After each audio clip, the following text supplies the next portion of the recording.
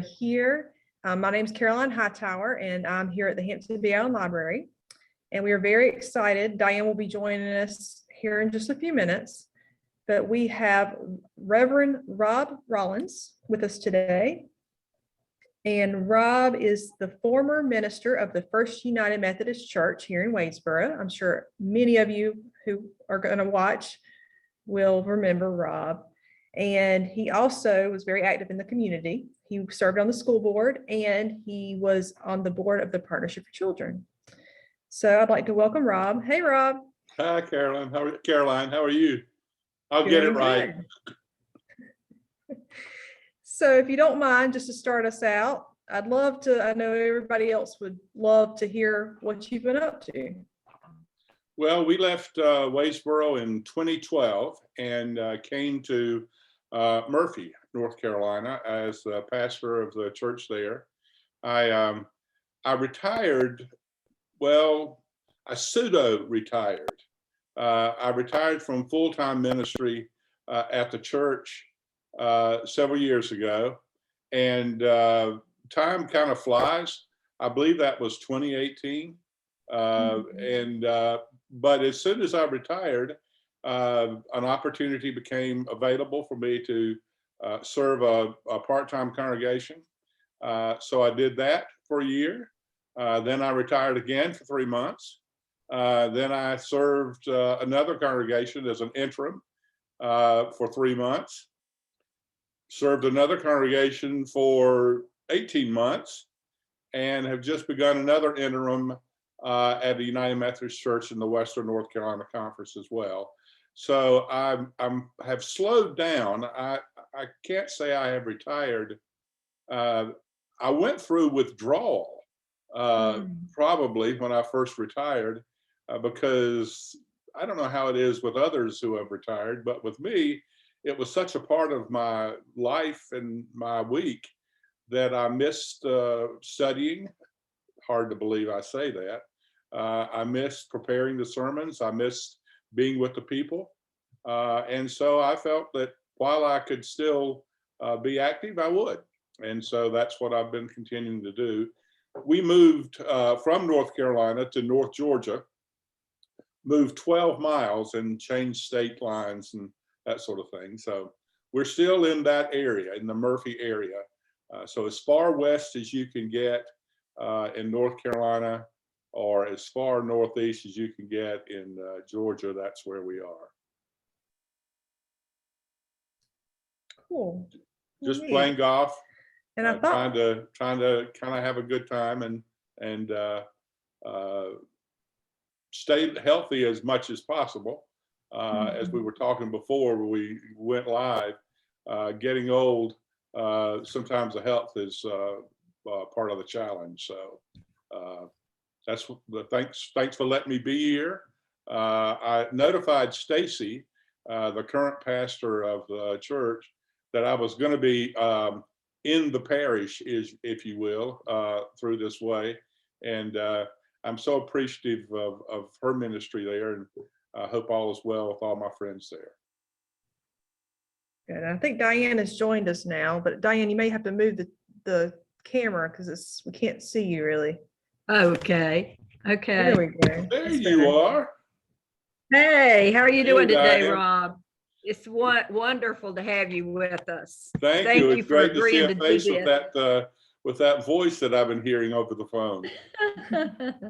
Right. So I'm gonna turn it on over to you, Rob, and I'm looking forward to laughing a little bit this morning. Well, there's several stories I thought about. The first one actually is from one of the earlier weddings I did. As we were talking before we went online, none of these stories are going to be recognized by the people in Wadesboro. However, if there's some people who might be listening from days gone by, they may recognize a characteristic or so. This was actually my first wedding, the story. I was a student pastor at Duke, which means that I went to school and also served two small congregations. And I didn't know anything. I mean, I had been in business. I was a musician. And then I am now a United Methodist pastor. And the way they do that is that they will allow me to officiate at a wedding in my own parish. I'm kind of by permission of somebody who actually has more authority, but it's legal and everything like that. So there was a woman in the church, a grandmother, who was one of the matriarchs. She had been there for a long time. And her granddaughter wanted to get married. Her granddaughter was probably 18, 19, very young lady. And I didn't know what to do, so I called my friends. What do I do? They gave me some advice. For one reason or another, the young man didn't come to the session we had to talk about the service. So it got time to go through the rehearsal, and we go through, there's, cousin or something like that is the director. And so we're all just stumbling around. The piano player probably knows more about what's going on than any of the rest of us. So she's kind of guiding us, and I'm a little young guy, just scared to death, don't know what I'm doing. And it got time for us to do the ring part. We made it through all that part in the rehearsal, and it got time to do the rings. And at the end of the rings, the prayer for the rings, you say, in the name of the Father, and the man says, in the name of the Father, and he goes first. And so it got time to do that part, and he was not a church guy. I don't know if he ever went to church, but the matriarch wanted to have her granddaughter married in the church, and the pastor said, okay, I'll do that. And so I said, in the name of the Father, and he said his daddy's name. I said, in the name of the Son. Guess what he said? He said his name. So here we are. I'm going, in the name of the Father, and he says, Bubba. And I say, in the name of the Son, I'm in the name of the Father, and he says daddy or whatever. And I say, in the name of the Son, and he says Bubba. And I thought, I wonder what's going to happen now. And so I said, in the name of the Holy Spirit, he goes, oh, except he didn't bleep it out. I mean, it was like, well, we all just kind of looked like, what in the heck just happened? That was the first one. Another wedding was at that same area, and this is in the late 70s. Did you ever see Forrest Gump? Yeah. You remember Jenny's wedding? You remember the white dress with a little, thing around her head and barefoot? Well, that's this wedding. This is how it's going to be. It's going to be at a beside the river. It was beautiful. It was like late May. Things were blooming. They showed me the venue ahead of time, and it was just awesome. They had the white chairs set out. They had a little place over on one side for the reception. The reception consisted of a pig picking and a keg of beer. That was the reception. And there was a little house up there that's where all the bridesmaid and the bride were going to gather. The guys were going to be outside. We had it all figured out. There was a little flower girl to be dropping petals as we went along. They had a string quartet. I mean, this was going to be nice. It was really nice. They had little, lights in the trees and things like that. So as it got dusk, the lights came on. It was quite impressive. So we talked and things like that. We went over the day before, talked about how it's going to work. This is where we walk. This is how we're going to do it. This is where I'm going to stand. Everything's all great. Well, I got there about 30 minutes before time for the wedding, and apparently they lit the fire for the pig early in the morning. Well, they also tapped the keg at the same time. And so when I got there, everybody was really excited about having this wedding. So I'm thinking, well, I guess it won't be so bad. I mean, the grooms were yucking it up and things like that, because the guys were outside. So I go in the house and the bride greets me. And apparently, I don't think she lit the fire, but she did tap the keg. And the bride was 3 sheets in the wind. I mean, she was loaded. And we like, well, what are we going to do? Again, I'm just starting at this stuff. I don't know what to do. So we decided that we would just pour coffee down her, which is what we did for about 30 minutes. And so what wound up happening is we had the widest awake drunk bride you probably ever seen. So it got time for the wedding, and she was just giggling. She was a happy drunk. I mean, she was not belligerent. She was so happy. She was gorgeous.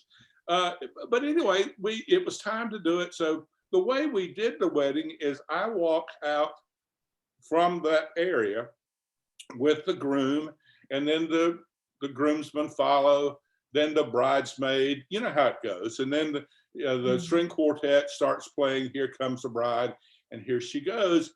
And the flower girl is just dropping petals along the way. And flower girl, being about 4 or 5 years old, is meandering, right? And so there's a little path going down through there of flower petals, and the bride and her father are following that. So it looks like just this little trail of people going down there. She's tickled to death. We made it through the service. Everything was fine. I mean, believe it or not, it went pretty well.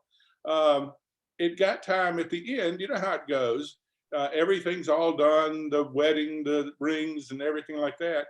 And so it's time to say, you may now kiss the bride, or you may, well, apparently she only heard the first part. She didn't hear exactly who was supposed to be kissed. And so I said, you may now kiss. And that's the farthest I got. She leans over, grabs me by both cheeks and plants one on me just right there in front of God and everybody, and starts giggling, you know? And then she looks over at her now husband and does the same thing to him and giggles. And they just traipse on off down there. Well, I'm standing there like, what in the heck just happened? You know, I'm looking around. Well, the congregation or friends and family, they're laughing. They probably were there when the keg was tapped. So one of the rules I developed right after that wedding is no drinking on the day of the wedding. You know how that goes. I don't think everybody followed that rule, but we decided that, in fact, I often told them, if you can't make it through your wedding without getting high, we probably need to talk about whether or not you need to get married. That's probably not a good sign if that's the way it goes. Anyway, those are two of the ones that happened early on. Same parish. I started asking friends, what do I ask these people when they come in? And I decided to come up with a few questions. One of the questions I've asked now for 40 years of couples who want to get married is, why do you want to get married? I think that's an easy question, right? It's a good icebreaker. Why do you want to get married? Well, you get all kind of answers. You know, most of them are, well, I love Billy Bob, and I want to spend my life with Billy Bob, or I love Mary Jane, and she's just the prettiest woman in the world, and I just want to spend my life with her. Well, you kind of expect that. And to be honest with you, once I ask the question, I'm probably not listening very carefully, because I figure I know what they're going to say. I'm looking at how they answer it and things like that. So I asked this couple, young couple comes in, want to get married. And I say to the woman, well, why do you want to get married? And she says, well, I love so-and-so. And that's why I want to get married. I want to spend my life together with him, hit play, and they go through the thing. So I asked the guy, I said, well, why do you want to get married? And he said, well, I really don't. And I thought, ooh, that's just not going to go well. And I said, well, why not? Why are you getting married? He said, well, her mama says we can't live together anymore if we don't get married. And I thought, well, you got to give the boy credit for being honest anyway. And I said, well, why do you want to get married? Then the next question is, why do you want to get married to this church? And often your ego wants them to say, because you're the greatest pastor in the world, and we just want to spend Yes. that's the kind of stuff you really want them to say. Yes. But they usually don't say that. They say something like, well, my parents were married in this church, or there's some reason why they want to get married. And so the little girl, she said, well, something like that. I don't even remember what she said, but it was one of those kind of check off the box stock answers. And I thought, okay. Well, I asked him, well, why do you want to get married in this church? Remember, he's the guy that already said, I really don't want to get married. So we already knew he had high scores on telling what was on his mind. And so I was kind of holding my breath a little bit because I thought, well, I don't know what he's going to say. And he says, well, I really don't. And I said, well, why not? He said, well, because the church is just full of a bunch of hypocrites. Oh, I never heard that before. And so he was kind of looking at me almost in a confrontational way, like, well, what you going to say now, boy? And so I said, well, I guess you're right, which is not what he was expecting me to say. I said, but we get together every Sunday and admit it. And so that was, they actually did get married, I think. I don't remember. I don't just remember that. So those are some of the ones that happened early on. One of the ones that happened later, now I realize our time's running short, so one more and I'll leave you be. There was a church I served in another town that was close to a major highway. It looked a lot like the Wadesboro Church. It was colonial, long aisle. It had windows that decorated nicely, which people often like for the photos and for the wedding. And so a couple came in. The church had decided that we would allow non-members to be married as much as anything else as a community service, and in hopes that some people who are moving into town might find the church a place that they would want to worship and live out their ministry. It was a contract. We had rules and regulations, learned through the years that we need to use our cleaning service. We need to have the money up front, things like that.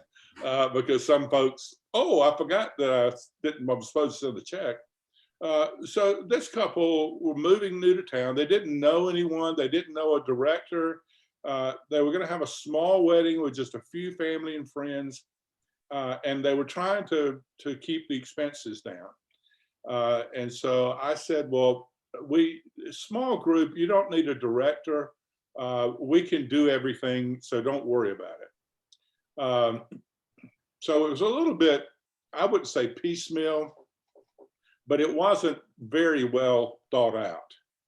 And so the day of the wedding came, and they came and gave me their rings, which turned out not to be a good choice.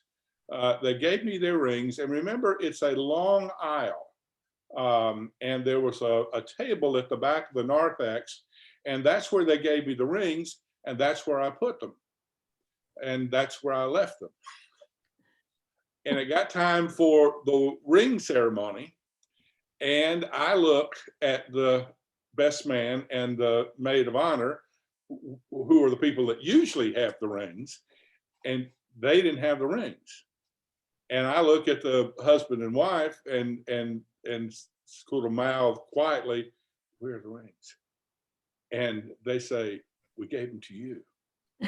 And I looked, and way at the back are the rings. The prayer for the rings is something like, grant, O Lord, the giving of these rings, that they who wear them may abide in your peace, etc. And it lasts probably about 10 seconds. I decided that the best way for me to solve this problem, because remember, there's no director. There's no one to bring the rings. Everyone is just right there. And so I say, let us pray. And we have a sound system that am mic'd. And so I ask everybody to bow their heads and we would pray. And while we were praying, I walked all the way to the back of the church while I'm praying.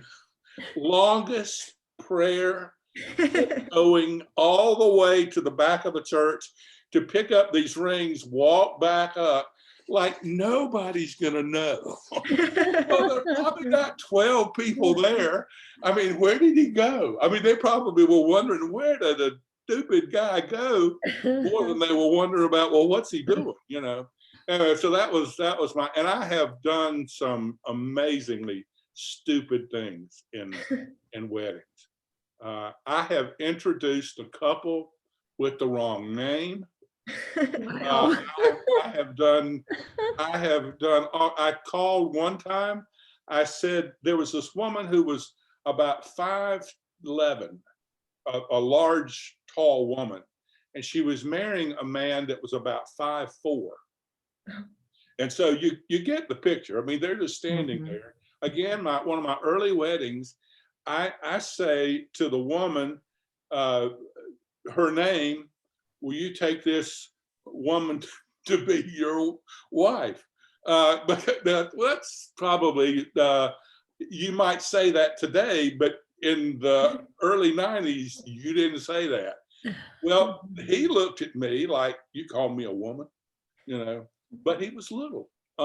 Anyway, that's one of my other ones. So anyway, so tell me any questions you have, or you ask about some advice. All the advice I have to give to couples is usually from the scientific method. It's trial and error. I'll tell you what didn't work, and then don't do that. But one of the things that I require of couples, in fact, it's one of my non-negotiables, and I'm pretty easy to get along with when it comes to that. I make them promise me that they will pray for each other and for their marriage every day of their life. I don't tell them when to do it. I don't tell them how to do it. But I ask them to do that. And what I say is that it makes no sense that you would ask a minister to marry you and seek a Christian wedding if somewhere along the line you aren't going to invite God into the day-to-day part of your marriage. And I think prayer is a good way to do that. And so that's kind of one of my non-negotiables. Now, how do I know? I'm clueless. But I give them my word that I will pray for them. And I take them on their word that they'll pray for each other. Do they do it every day? No, probably not. But I hope that whenever they're having conflict, I hope when they're maybe having hard feelings, they might do that. I tell them that one of the things that the church asks, the church doesn't ask, do you love each other? I guess we assume that they do, or they wouldn't be making this step. What we ask is, will you love each other? And so love is not an emotion, not a Tina Turner, a secondhand emotion, but it's a matter of will. It's something I'm going to do. I'm going to love you. And as the way I say it is, you love each other when those charming idiosyncrasies become annoying habits. And they do. You know how it is. Oh, isn't it cute the way he sucks his teeth after eating? Well, no, it's not cute after 35 years. You know, so that's kind of part of it too. You just say, okay, I'm going to do this thing, and you do it. And obviously, that's not the way some folks look at it. And in my life, that's the way some folks haven't looked at it. But you know, that's what we try to do. We try to make it through the hard times and enjoy the good times. So, That's my advice. Those are my stories. And believe me, if you've got about 45 minutes, I can tell you some really good stories, but I can't tell you when you're going to be recording it. Well, it sounds like wonderful advice, Rob. I think for people who are planning to get married and that praying for each other, that is awesome. I got in kind of late on our talk and our interview, but did we talk a little bit about what's going on in your life right now since you left Wadesboro? We did a little bit. I've been Okay. serving some small churches in retirement. I retired from Murphy in I think it was 2018. Time flies when you're having fun. So I can't remember exactly which year. I have to look it back up. But as someone says, do pastors ever really retire? Well, in a sense, you really don't. And I still felt a call. As you get older, as I mentioned to Caroline, there are always some health issues. And I'm not without those, but I'm able to, still make a sentence and keep my mind on one topic. I've had a couple of strokes, but very fortunate. I had one during worship, and I knew I was in trouble when I couldn't remember the Lord's Prayer. Wow. But I'm obviously very fortunate. It has affected my peripheral vision. So if a bomb comes from my right side very high up, I'm probably not going to see it until it hits me. But otherwise, obviously, I'm still doing okay. Well, you look great, and we just can't tell you how much we appreciate you doing this for us today. And I tell you, you made an impact on our community the time that when you were in Wadesboro with the different offices and boards that you served on, and we appreciate that so much. And again, just thank you for doing this today. And it has been entertaining, and I know you have some more stories to tell. There's some others. Well, please give all of my friends there in Wadesboro my regards. I loved being there. I love the people there. As United Methodist ministers, we are itinerant, and so we never kind of put our roots down any one place too long. But it was close to home. It felt like home, and it still does. So for all of the folks that who loved me, I love you back. And for all the folks that were glad to see me gone, well, that's okay too. The old joke is the minister makes everybody happy at least once in his ministry. Someone he comes and someone he goes. So all of those I've made happy. That's good to hear you and see you. Yes, absolutely. And you give our love to June, please. I will. All right. Thank you again. Okay, thank you.